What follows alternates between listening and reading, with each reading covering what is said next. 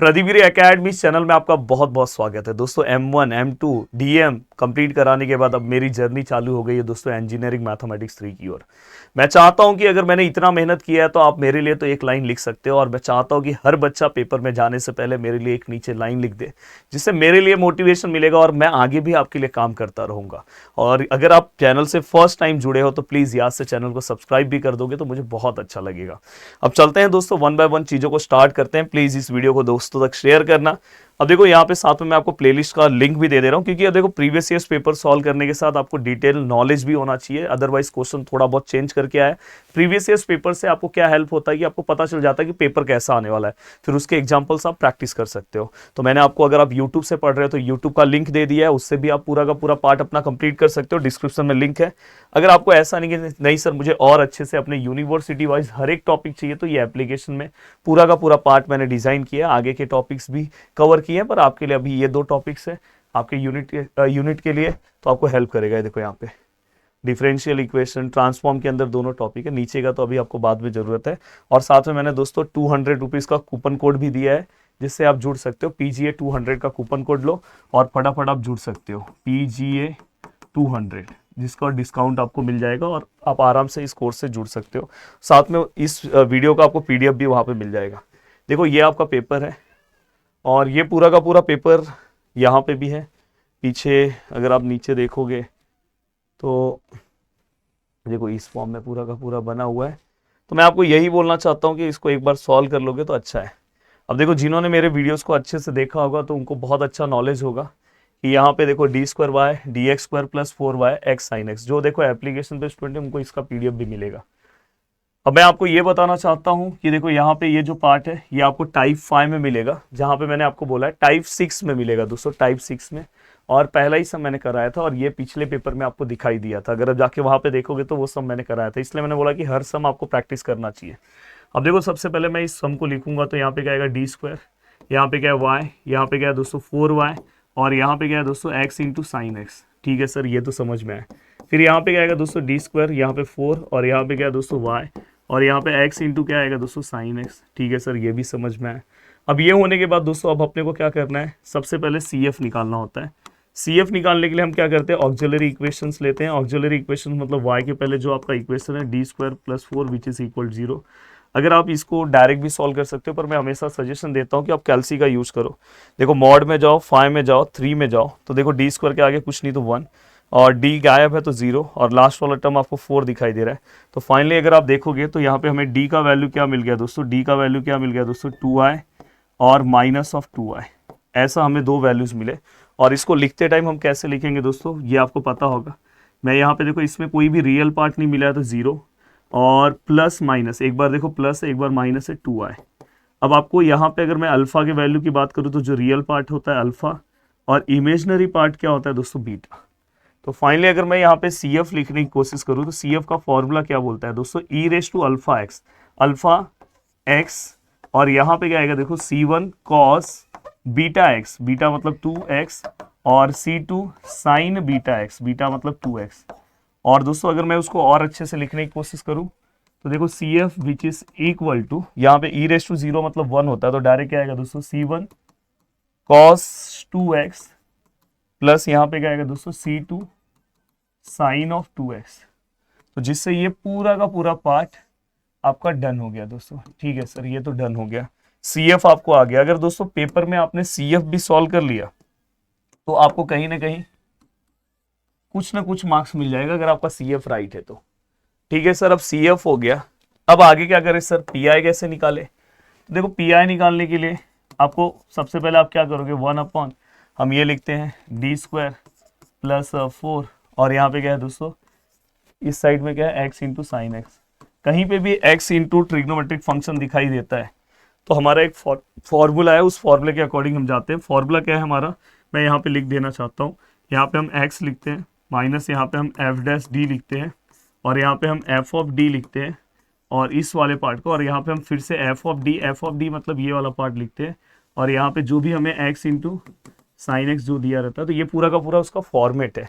ये मैं आपके लिए लिख रहा हूँ, और ये मैंने डिटेल लेक्चर्स में पढ़ाया है कि अगर आपने ये कवर कर दिया तो आपकी चीज़ें बहुत आसान हो जाएगी। ठीक है सर, ये तो समझ में आ गया। अब आगे क्या करें सर, देखो अब मैं इस फॉर्मूले में कन्वर्ट कर रहा हूँ, तो सबसे पहले यहाँ पे क्या आएगा एक्स माइनस इसका डेरिवेटिव क्या आएगा दोस्तों, एफ डैश डी मतलब इसका डेरिवेटिव डी स्क्वायर का क्या आएगा दोस्तों 2d, 4 का तो 0 आएगा। एंड यहाँ पे हम सेम डी स्क्वायर प्लस 4 लिखेंगे, और यहाँ पे क्या आएगा दोस्तों 1 upon F of D, F of D मतलब यहाँ पे क्या आएगा दोस्तों डी स्क्वायर प्लस 4, और यहाँ पे अगर आप ध्यान से देखोगे तो एक्स इंटू क्या है दोस्तों साइन, एक सेकेंड ना दोस्तों, यहाँ पे एक्स नहीं आएगा, ये एक्स नहीं आएगा, एक्स तो यहाँ पे आ गया ना, तो बस यहाँ पे साइन एक्स आएगा। तो ये पूरा का पूरा आपका फॉर्मेट है। अब देखो दोस्तों यहाँ पे ये एक्स ऐसे ही रहेगा, ये 2d भी ऐसे ही रहेगा, ये डी स्क्वायर प्लस 4 भी ऐसे ही रहेगा। अब आपको ये तो सॉल्व करने आता है, ट्रिग्नोमेट्री का कुछ याद करो। ट्रिग्नोमेट्री का मैंने क्या बोला था, जब भी जहाँ भी ट्रिग्नोमेट्री दिखाई दे वहाँ पे हमेशा हम डी स्क्वायर की जगह पे क्या रखते हैं दोस्तों माइनस ऑफ ए स्क्वायर। तो यहाँ पे हम क्या करेंगे दोस्तों 1 अपॉन डी स्क्वायर की जगह पे देखो यहाँ पे एक्स के आगे कुछ नहीं मतलब 1 है, तो 1 लिखूंगा, माइनस 1 का स्क्वायर 1 ही होता है, और साथ में हमें ए स्क्वायर मतलब 1 का स्क्वायर लेना है, और माइनस माइनस ही रहेगा, प्लस 4, और यहाँ पे क्या है दोस्तों साइन एक्स। तो ये क्या हो जाएगा दोस्तों, ये देखो यहाँ पे x माइनस 2d और डी स्क्वायर प्लस 4, और यहाँ पे क्या आएगा दोस्तों 1/3, और यहाँ पे साइन एक्स। अब ये पूरा का पूरा पार्ट होने के बाद ठीक है सर, इसको कॉपी करता हूँ, और कॉपी करके इसको नेक्स्ट पेज पे लेके आने की कोशिश करता हूँ। ठीक है, नेक्स्ट पेज पे आ गया। अब मैं इसको, ये देखो यहाँ पे,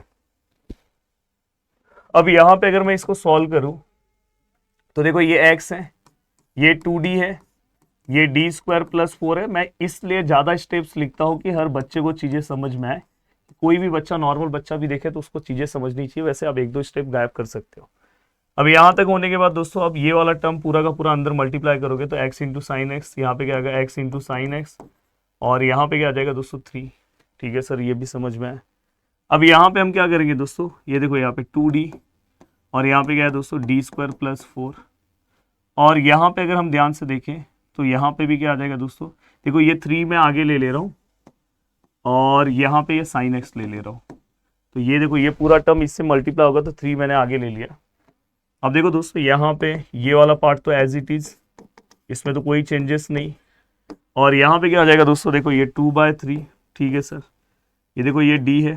ठीक है सर, आपको पता है इसके आगे क्या है दोस्तों 1 है, तो यहाँ पे हम फिर से 1 का स्क्वायर लेंगे, तो -1 का स्क्वायर 1, और आगे माइनस लेते हैं +4, और यहाँ पे क्या आएगा दोस्तों साइन एक्स, और ये पूरा का पूरा पार्ट। देन दोस्तों ये देखो x है, साइन एक्स है, डिवाइड बाय 3 है, माइनस ये क्या है दोस्तों 2/3, और नीचे भी आंसर 3 आएगा, तो मैं डायरेक्ट 9 लिख दूँ, प्लस माइनस माइनस 4 - 1, 4 - 1, चलो मैं आपके लिए लिख रहा हूँ, यहाँ पे 3 आएगा, और ये साइन एक्स। अब यहाँ तक का पार्ट होने के बाद दोस्तों, अब देखो आगे की ओर, अब यहाँ पे अगर मैं आगे की ओर आऊँ तो x है, साइन एक्स है, डिवाइड में क्या है दोस्तों 3 है, माइनस है, ये देखो यहाँ पे 2/9 आ जाएगा, और दोस्तों डेरिवेटिव ऑफ साइन एक्स क्या आएगा दोस्तों कॉस एक्स। ठीक है सर, समझ में आया। तो फाइनली दोस्तों ये अपना क्या हो गया दोस्तों पी आई हो गया। अब ये अपना पूरा का पूरा पार्ट क्या हो गया दोस्तों पी आई। अब नेक्स्ट पेज, नेक्स्ट में आप सिर्फ सॉल्यूशन लिखोगे, सी एफ वाला जो भी पार्ट है उसको आप पी आई वाले पार्ट के साथ बस प्लस कर दो। देखो यहाँ पे आपका सी एफ है, ये देखो ये वो सी एफ है और 1, और पी आई को आप क्या लिख दो 2, और यहाँ पे आपका पूरा सॉल्यूशन आ जाएगा फ्रॉम फर्स्ट एंड सेकेंड। हो गया आपका पूरा सॉल्यूशन, लिख दो, आपका काम हो गया। अब चलते हैं दोस्तों नेक्स्ट क्वेश्चन की ओर, चलते हैं दोस्तों आगे की ओर, आगे का पार्ट फटाफट कवर करने की कोशिश करते हैं। ये देखो यहाँ पे नेक्स्ट क्वेश्चन, जो अगर आप देखोगे ध्यान से तो ये क्वेश्चन भी मैंने कवर कराया है, तो ये क्वेश्चन भी मैं आपको बता दूं, और इसी से आपका वेरिएशन ऑफ पैरामीटर ये वाला पूरा का पूरा पार्ट कंप्लीट हो जाएगा। अब देखो सबसे पहले ये जो पार्ट है हमने इसको लिखा, इसको हमने कैलसी के अंदर सॉल्व किया, इसके 2 फैक्टर्स आए। आपको याद होगा जब रिपीटेड फैक्टर आते हैं तो हम c1x + c2 लेते हैं, आप यहाँ पे c1 + c2x भी ले सकते हो, और e रेस टू समथिंग हम लिखते हैं। देन दोस्तों ये अगर मैं इसको अंदर मल्टीप्लाई करूँ, क्योंकि वेरिएशन ऑफ पैरामीटर में अपने को y1 y2 चाहिए, तो इसको जस्ट मैंने अंदर मल्टीप्लाई किया, तो c e⁻3x e⁻3x। अब दोस्तों हमेशा याद रखना कि यहाँ पे c1 के आगे जो होगा वो हमेशा y1 होगा, और ये y2 होगा, ये y1 और y2। तो देखो मैंने यहाँ पे y1 रख दिया इसको, और ये वाले पार्ट को हमने क्या कर दिया कंसीडर y2। अब यहाँ पे हमने क्या किया दोस्तों, इसका डेरिवेटिव चाहिए रहता है हमेशा वेरिएशन पैरामीटर में, तो y1 डैश डेरिवेटिव देखो यहाँ पे दो फंक्शन मल्टीप्लिकेशन फॉर्म है, u into v rule, u मतलब सेम, इसका derivative e raise to 3x का derivative e raise to 3x और इंटू 3x का फिर से डेरिवेटिव 3 क्योंकि बैड फंक्शन है, एंड प्लस फिर से क्या आएगा v और डेरिवेटिव ऑफ u, x का डेरिवेटिव कितना आता है दोस्तों 1, और दोनों में ई रेस टू 3x कॉमन है इसलिए अंदर 3x प्लस 1 आएगा।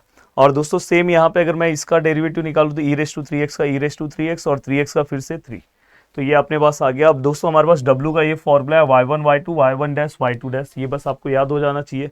यहाँ पे मैंने यहाँ से जितने भी वैल्यूज हैं यहाँ पे उठा के लिख दिया। अब ये लिखने का देखो ई रेस टू 3x मल्टीप्लाई करूंगा तो ई रेस टू 3x का होल स्क्वायर और आगे 3x आएगा, देन ये दोनों को मल्टीप्लाई करूंगा तो ई रेस टू 3x का होल स्क्वायर और ये।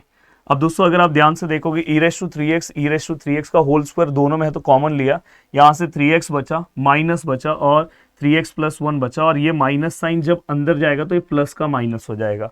देन ई रेस टू देखो 3 को मल्टीप्लाई 2 से करूंगा तो कितना आएगा दोस्तों 6, तो 6x हो गया। अब देखो ये 3x कैंसिल, यहाँ -1 आया इसलिए -1 इससे मल्टीप्लाई के यहाँ पे माइनस आया।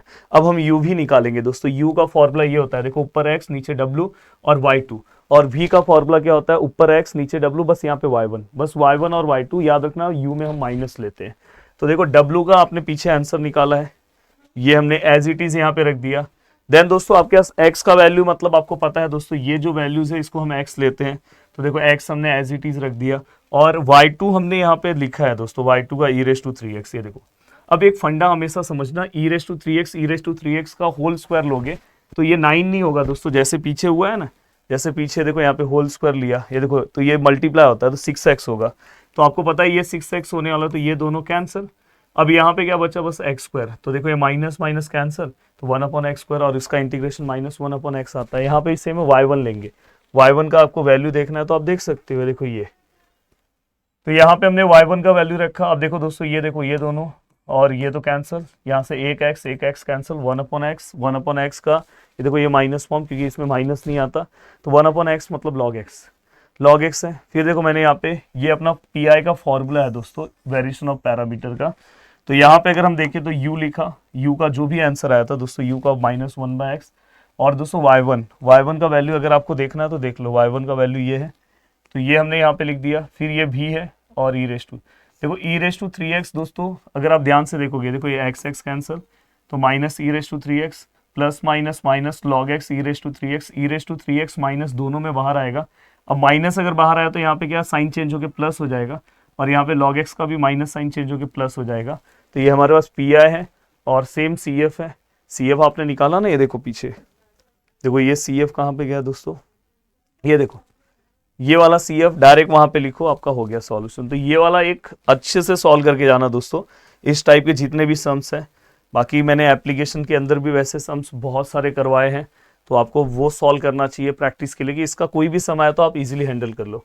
अब देखो दोस्तों नेक्स्ट ये सम है, यहाँ पे अगर आप ध्यान से x स्क्वायर देख के और 2x देख के स्क्वायर या तो x क्यूब ऐसा कुछ आएगा तो समझ जाना कि दोस्तों ये कॉचिस का सम है। इसके बेसिक स्टेप्स ये हैं, पहले हम x equal to e raise to z लेते हैं, फिर log x, ये log x equal to z लेंगे, फिर हम x और dy बाई dx को dy लेंगे, और यहाँ पे स्क्वायर है तो d और उससे एक छोटा d-1 y लेंगे। तो देखो यहाँ पे हमने सबसे पहला ये चारों स्टेप्स, ये देखो ये दो तो फिक्स स्टेप्स है।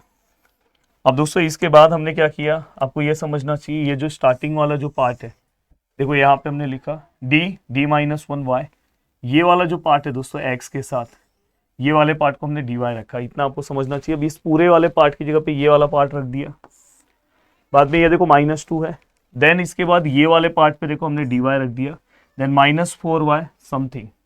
अब यहाँ पे अगर आप ध्यान से देखते हो d into D, D square, d into 1 d, और साथ में दोस्तों दोनों में y मल्टीप्लाई हुआ 2dy -4y। अब दोस्तों ये क्या होगा d square y minus minus plus, अब देखो 2 और 1 -3 -4y और x स्क्वायर। अब अगर आप ध्यान से देखोगे इस पूरे को, तो इस पूरे में से y बाहर है, कॉमन है, y कॉमन लिया। अब दोस्तों देखो यहाँ पे x स्क्वायर है, हमेशा याद रखना इस x को आपको कन्वर्ट करना है, अपने x इक्वल टू क्या लिया, ई रेस टू जेड लिया, इसका स्क्वायर लिखा तो इसका अगर 2 से मल्टीप्लाई किया तो क्या आएगा 2z। अब दोस्तों ये पूरा का पूरा कंपार्टमेंट आपके पास आ गया। अब आपको मेथड पता है, बस यही नया है, प्रीवियस मेथड अगर आपको पता है तो देखो ये पूरे को लोगे, ऑक्सिलरी इक्वेशन से इसके दो रूट्स आए, उसके अकॉर्डिंग CF लिखा, डिफरेंट रूट है, तो देखो यहाँ पे C1 लिखा e⁴z, C2 e⁴ सब अलग अलग लिखा। अगर सेम होता तो हम x लेते जैसे। अब यहाँ पे हम इसका PI निकाल रहे हैं, देखो ये पूरा का पूरा पार्ट सेम है, e⁻ समथिंग ये है। आपको पता है जब e⁻ समथिंग आता है तो d की जगह पे हम a का वैल्यू पुट करते हैं, इस बार a की जगह पे 2 आया है। तो अब चलो नेक्स्ट स्टेप में देखो, जहाँ पे भी d है वहाँ पे देखो हमने 2 पुट किया, इस पूरे को सॉल्व करोगे -6 है। अगर 0 आता तो हम फिर से डेरिवेटिव लेते। तो फाइनली ये हमने पूरा का पूरा रख दिया। ये देखो e⁻²z को हमने फिर से जैसे पीछे था वैसे बना दिया, क्योंकि मुझे फिर से रीसब्स्टिट्यूट करके x के फॉर्म में इक्वेशन रखना है। देखो मैंने ये CF का वैल्यू रख दिया पीछे से, ये PI का वैल्यू है। अब देखो दोस्तों इसको मैंने कन्वर्ट किया, जो यहाँ पे देखो z अंदर लिया 4 इस फॉर्म में, क्योंकि मुझे यहाँ पे x का वैल्यू पुट करना है, e⁻z, यहाँ पे माइनस है तो -1 रखा समथिंग। अब e⁻z मतलब हमने स्टार्टिंग में ही सम के कंसिडर किया x होता है, तो पूरा का पूरा टर्म x में कन्वर्ट हो गया। अब देखो दोस्तों ये पूरा का पूरा होने के बाद ये एक ऐसा पार्ट है दोस्तों जिसमें जितना आपके बुक में सम है, मुझे ऐसा लगता है कि आपको सब प्रैक्टिस कर देना चाहिए, एटलीस्ट उसका मल्टीप्लायर कम से कम अपने दिमाग में बिठा लेना चाहिए, क्योंकि मोस्ट ऑफ द टाइम आपके बुक के ही सम पूछे जाते हैं। तो अगर आप प्रैक्टिस, ऐसे मैंने एप्लीकेशन में सब सॉल्व कराया है, बट अगर आप खुद से कर रहे हो तो प्लीज़ ये ध्यान रखना ये टॉपिक। और ये शायद मैंने यूट्यूब पे टॉपिक नहीं कवर करा के दिया है, तो आप इस सम से थोड़ा सा इस टॉपिक को समझ सकते हो। देखो हमने क्या किया, फर्स्ट सेट जो भी हमें दिया था हमने, देखो यहाँ पे हमें ऐसे वैल्यूज लेने हैं, मैं आपको समझा देना चाहता हूँ कि जिससे इस पूरे को अगर हम एक साथ प्लस ही करें पूरे को तो उसका आंसर 0 आना चाहिए। तो हमने पहला कंसिडर, हमेशा पहला केस ना आप 1 1 1 चेक कर लिया करो, नहीं है तो आप XYZ चेक कर लिया करो, अगर उससे नहीं है तो XYZ में माइनस साइन से चेक कर लिया करो, अगर उससे नहीं तो अपॉन से चेक किया करो, इस चारों में से किसी न किसी में मिल जाता है। अब देखो दोस्तों यहाँ पे मैंने XYZ लिया तो नहीं आया, तो मुझे जब मैंने सम सॉल्व किया तो मुझे दिखाई दिया कि Z की वजह से गड़बड़ हो रहा है, इसलिए मैंने Z का साइन चेंज कर दिया। तो देखो मैंने जो भी मल्टीप्लायर है सब जगह पे रख दिया। अब यहाँ पे क्या किया, नेक्स्ट केस में मल्टीप्लायर को अंदर मल्टीप्लाई किया, देखो x into y XY, x into x², YX Y², यहाँ पे ZX² और ZY² सब कुछ लिख दिया दोस्तों। ये देखो बस याद रखना माइनस माइनस प्लस। अब जब भी आप लिखोगे तो dx के साथ क्या आएगा दोस्तों x, dy के साथ क्या आएगा दोस्तों ऊपर y, और dz के साथ क्या आएगा -z। ये पूरे को जब आप सॉल्व करोगे, देखो दिखाता हूं मैं, देखो दोस्तों ये y² z है ना, तो कहीं ना कहीं देखो माइनस में, यहाँ पे प्लस में zx² है ना, zx², यहाँ पे xy है, xy कैंसिल, तो फाइनली नीचे आंसर 0 है। और फाइनली ये पूरा का पूरा पार्ट लिखा, इस पूरे का पार्ट इक्वल टू आपको 0 लिखना है। अब आपको बस इंटीग्रेशन लेना है, देखो dx के साथ x है, dy के साथ y है, dz के साथ z है, मतलब इंटीग्रेशन डायरेक्ट सॉल्व होगा, नहीं तो कभी कभी इंटीग्रेशन डायरेक्ट नहीं सॉल्व होता अगर ऐसा नहीं रहा तो यहाँ पे हम क्या करेंगे, डायरेक्ट इंटीग्रेशन लिया, x का integration x²/2 y²/2 z²/2 c। अब हम क्या करेंगे दोस्तों, पूरे इक्वेशन को 2 से मल्टीप्लाई कर देंगे, तो x² y² z², और ये देखो सभी के नीचे 2 है तो कैंसिल हो जाएगा, यहाँ पे 2 आएगा, और 2c को हमने डायरेक्ट क्या ले लिया c1, तो हमारा पहला सेट आ गया। अब वही सेकेंड सेट जब मैं कंसिडर कर रहा हूँ, तो मैंने बोला ना आपको रैंडमली वैल्यूज चेक करना होगा, तो देखो यहाँ पे ये दोनों स्क्वायर फॉर्म में, तो मुझे उससे समझ में आया कि ये दोनों को अपने को स्क्वायर करना है, इसलिए इसको मैंने क्या किया, y से मल्टीप्लाई किया, इसको x से, या तो अल्टरनेट भी करके आप चेक कर सकते हो। एंड यहाँ पे ऑलरेडी ये स्क्वायर फॉर्म में, इसलिए यहाँ पे हमने 1 लिया। देखो यहाँ पे सेम प्रोसीजर मैंने फॉलो किया, देखो yx1, फिर ये पूरा जब आप कैलकुलेट करोगे, जब अंदर मल्टीप्लाई करोगे तो देखो ये देखो XYZ cancel, x² cancel, y² cancel, ऊपर वाला पार्ट इसके साथ y, इसके साथ x और इसके साथ 1 समथिंग हमने यहाँ पे लिख दिया। हाँ, यहाँ पे एक सबसे बड़ा गड़बड़ है कि dx के साथ y है और dy के साथ x है, इंटीग्रेशन सॉल्व नहीं हो पाएगा, इसलिए मैंने क्या किया, ये पूरा का पूरा पार्ट दोस्तों डेरिवेटिव में, आपको u इंटू वी रूल पता है, देखो u derivative of v, v derivative of u, तो इसलिए मैंने इसको derivative of u into v x into y कर दिया। अब यहाँ पे अगर आप ध्यान से देखोगे ये पार्ट ऐसे ही है, अब मैं इसका इंटीग्रेशन ले रहा हूँ, तो इंटीग्रेशन जैसे ही आप लोगे तो इंटीग्रेशन और डेरिवेटिव कैंसिल, यहाँ पे इंटीग्रेशन कुछ नहीं है तो दोस्तों z आएगा, और यहाँ पे c2 कांस्टेंट हो गया ये सम। और अब देखो यहाँ पे, ये देखो ये सम, ये तो आपको आना चाहिए, ट्रिग्नोमेट्रिक पार्ट है। देखो यहाँ पे समथिंग हमने लिया, इसका फैक्टर्स निकाला, देखो रिपीटेड फैक्टर है तो c1x + c2, अदरवाइज रिपीटेड नहीं होता तो c1 e⁻ समथिंग c2 ऐसे लिखते, तो ये लिखा, समथिंग लिखा, ये लिखा, 4 कांस्टेंट था बाहर लिखा। आपको पता है जब ट्रिग्नोमेट्रिक आता है तो हम d² which is equal to -a² लेते, तो d² की जगह पे -a मतलब 2, a² मतलब 2 का स्क्वायर 4, तो -2 का स्क्वायर लेंगे, तो देखो 2 का स्क्वायर माइनस, देन यहाँ पे इसको सॉल्व किया तो -4 + 1 -3, तो -3 रखा। जब भी ऐसा आता है तो मैंने आपको क्या बोला, कॉन्जुगेट लिया करो। ये वाला पार्ट सेम ऊपर नीचे मल्टीप्लाई किया, यहाँ पे फॉर्मूला आएगा 2d का स्क्वायर क्या आएगा दोस्तों, direct a minus b a plus b का a square minus b square, 2 का 4 d स्क्वायर माइनस बी मतलब 9।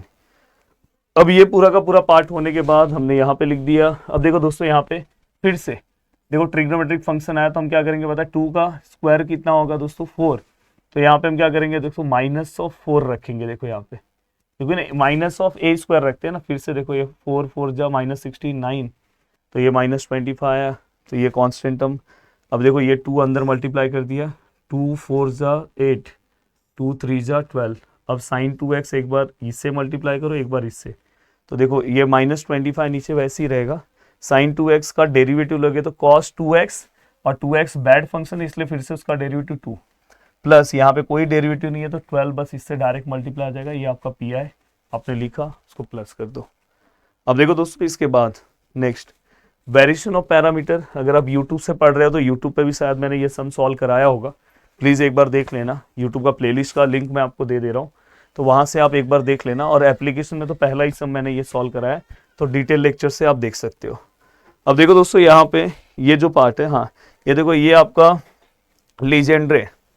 अब ये मेथड है, आपको कैसे पता चला x प्लस ए और x प्लस ए से, तो मैंने क्या बोला है, डायरेक्ट यहाँ पे जो भी वैल्यू दिया है equal to e raise to z लेना है, मेथड है। तो यहाँ से x का आंसर निकालेंगे तो a वहाँ पे जाएगा। फिर देखो यहाँ पे हम क्या करेंगे पता है, ये जो पूरा डिपार्टमेंट है इसको हम स्क्वायर फॉर्म में है, तो आपको पता है दोस्तों इसको हम क्या लेते हैं d माइनस 1y, और ये वाला जो पार्ट है जैसे कॉचीज हम सॉल्व करते हैं वैसा ही है, यहाँ पे हम dy लेंगे। अब हम क्या करेंगे, देखो इस पूरे की जगह पे ये रखा, और ये 4 ऐसे ही है, और इसकी जगह पे dy रखा, देन प्लस 6x। अब इसको देखो अंदर मल्टीप्लाई करेंगे, ये सब पूरा कैलकुलेशन आपको आ जाएगा समझ में। तो फाइनली अपने को ये इक्वेशन मिला। हाँ यहाँ पे देखो x के प्लेस पे x का वैल्यू चेंज करेंगे क्योंकि हमने कॉचीज में भी किया है, तो यहाँ पे देखो ये वैल्यूज रखा।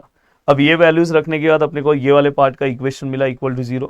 अब हमें क्या करना है दोस्तों, d का अपने पास वैल्यू मिल गया, तो ई रेस टू समथिंग, और देखो यहाँ पे डिफरेंट है तो ई रेस टू समथिंग, उसका CF निकाला। अब देखो PI निकालने के लिए ये पूरा पार्ट है, यहाँ पे क्या ई रेस टू जेड, हाँ यहाँ पे क्या है PI के लिए क्या है दोस्तों, ई रेस टू जेड माइनस ए, तो यहाँ पे देखो ई रेस टू जेड माइनस ए। अब देखो दोस्तों ये वाला पार्ट एक बार इससे मल्टीप्लाई होगा, फिर माइनस, फिर ए एक बार इससे, तो देखो ई रेस टू जेड फिर ए पूरे से मल्टीप्लाई हुआ। ई रेस टू जेड में आपको पता है जेड के आगे जो रहेगा वो डी की जगह पे रखो, तो डी की जगह पे मैंने 1 1 रखा, सॉल्व किया तो ये पूरा पार्ट आया। यहाँ पे दोस्तों कांस्टेंट है, कांस्टेंट में हम डी की जगह पे 0 रखते हैं, 0 रखोगे तो 6 आएगा, तो a/6 ये पूरे को यहाँ पे रखा। ये आपका क्या हो गया दोस्तों PI, और ये आपका क्या हो गया दोस्तों CF। अब वही करना है, ई रेस टू जेड रखना है, जैसे यहाँ पे E3 है तो जेड रखो और क्यूब रखो, यहाँ पे ई रेस टू जेड का स्क्वायर रखो, और यहाँ पे ई रेस टू जेड, तो जहाँ पे ई रेस टू जेड है वहाँ पे x प्लस 1, क्योंकि यहाँ पे हमने ई रेस टू जेड को हमने क्या लिया है दोस्तों, x को हमने क्या लिया ई रेस टू जेड को हमने क्या लिया दोस्तों x प्लस 1। तो देखो इसलिए हमने यहाँ पे देखो ई रेस टू जेड, ये एक्चुअली ऐसा होगा ई रेस टू जेड का क्यूब, तो ई रेस टू जेड मतलब क्या x प्लस 1 का cube, e raise to z मतलब x प्लस 1 का स्क्वायर, और यहाँ तो कुछ नहीं है तो x प्लस 1।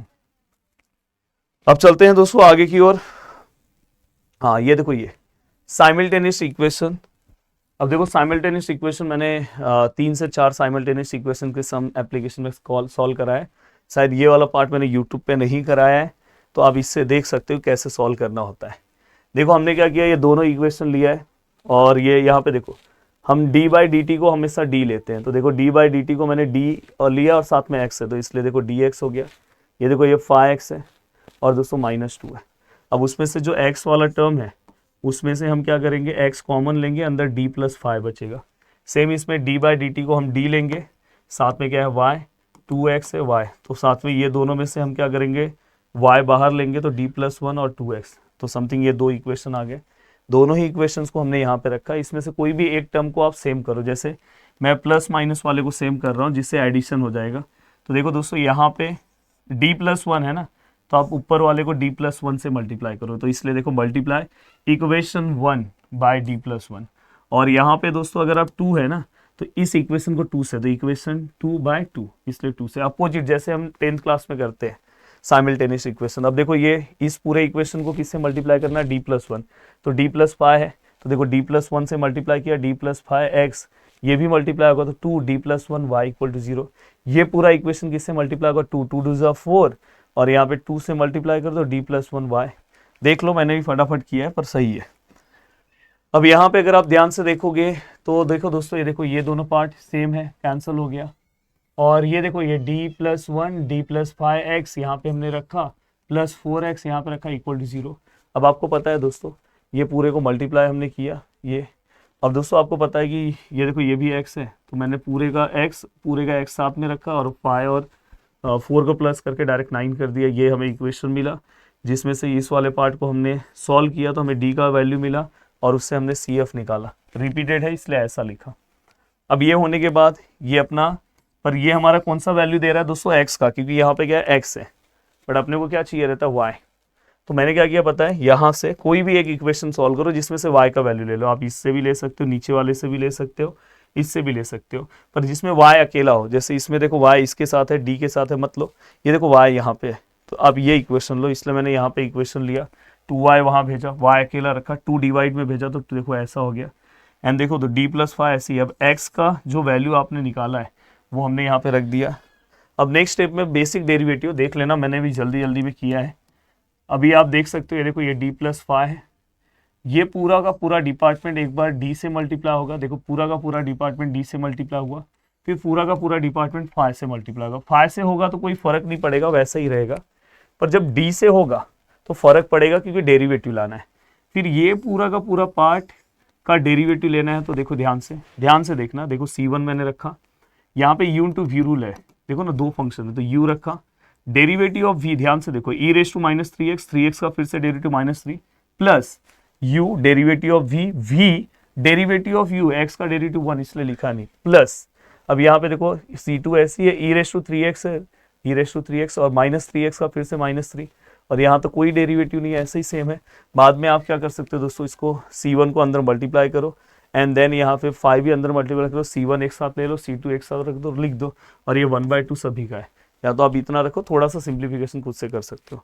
अब दोस्तों इसके आगे के जो क्वेश्चन है नेक्स्ट लेसन के, तो ये सब मैंने एप्लीकेशन पे सॉल्व कराए हुए हैं, और एप्लीकेशन पे अगर आप जुड़ते हो तो वहाँ पे आपको इसका सॉल्यूशन मिल जाएगा। ये क्वेश्चन भी मैंने वहाँ पे सॉल्व कराया है। इसमें से अगर कोई एक आध क्वेश्चन अगर मैंने उसके अंदर नहीं सॉल्व कराए होंगे, जैसे ये वाले क्वेश्चन, ये सब क्वेश्चन सॉल्व कराए हैं तो नहीं कराए रहेंगे, तो कल मैं सुबह के टाइम पे एप्लीकेशन पे, मतलब जो लोग एप्लीकेशन पे हैं वो बिल्कुल टेंशन मत लेना, सुबह मतलब अराउंड मतलब दोपहर 1 बजे के आसपास तक मैंने सब अपलोड कर दूंगा। इसमें शायद एक आध क्वेश्चन जो बाकी रहेगा, वैसे तो मैंने सेकंड लेसन के सभी क्वेश्चन सॉल्व कराए। बाकी जो लोग यूट्यूब से मुझे देख रहे हैं, भाई फर्स्ट लेसन मैंने आपको कवर करके दे दिया है, एटलीस्ट आप फर्स्ट कवर करके जा सकते हो। बाकी अगर आपको सेकंड चाहिए तो आप एप्लीकेशन पे आ सकते हो, बाकी आप सेकंड आप खुद से भी कर सकते हो। फर्स्ट अगर मैंने आपको करके दे दिया, देखो जितना अगर मैं इतना कर रहा हूँ वही बहुत बड़ी बात है। सोचो मैं यूट्यूब पे आपको फ्री कंटेंट भी दे रहा हूँ, M1 दिया, M2 दिया, M3 भी दे रहा हूँ, DM दिया, तो साथ में तो आप इतना तो सोच ही सकते हो कि इतना दोनों चीज़ें, मुझे इतनी सारी टीम है, इतने सारे लोग हैं, सबको मैनेज करना है, उसके बाद भी मैं आपको सभी चीज़ें मेरे साइड से जितना पॉसिबल हो रहा है मैं प्रोवाइड कर रहा हूँ। तो इस चीज़ को पॉजिटिव लेना, नहीं तो बोलोगे सर सेकेंड वाला नहीं करा के दिए। भाई सेकेंड खुद से भी अब कर सकते हो, या तो सेकेंड वाला जो है आप नॉर्मली उसके अकॉर्डिंग भी सॉल्व कर सकते हो। तो चलो बाय बाय, टेक केयर। क्योंकि सेकंड वाला मैंने एप्लीकेशन पे है ना, क्यों मैं सेकंड वाला नहीं दे रहा हूँ, सेकंड वाला मैंने एप्लीकेशन पे आपके यूनिवर्सिटी वाइज फॉर्मूले वाइज सॉल्व करा है। तो बहुत सारे लोग सेकंड वाला यूट्यूब से अगर 4 ईयर पढ़ रहे हो तो वो वाला कॉमन, यूट्यूब पे सब चीज़ें कॉमन होती है, पर एप्लीकेशन में कैसा होता है आपके यूनिवर्सिटी वाइज। तो आपके यूनिवर्सिटी के बुक में जो फॉर्मूले यूज होते हैं उसके अकॉर्डिंग कराया हूँ, तो यहाँ पे कन्फ्यूजन हो जाएगा आपको। इसलिए आप जो सेकंड वाला, अगर आपने मेरे मेथड को, यूट्यूब वाले मेथड को देखा तो आप उससे सॉल्व कर लो, अदरवाइज एप्लीकेशन में मैंने बहुत अच्छे से कराया है। चलो बाय बाय, जय हिंद दोस्तों। और एप्लीकेशन पे 200 का डिस्काउंट भी है। चलो बाय।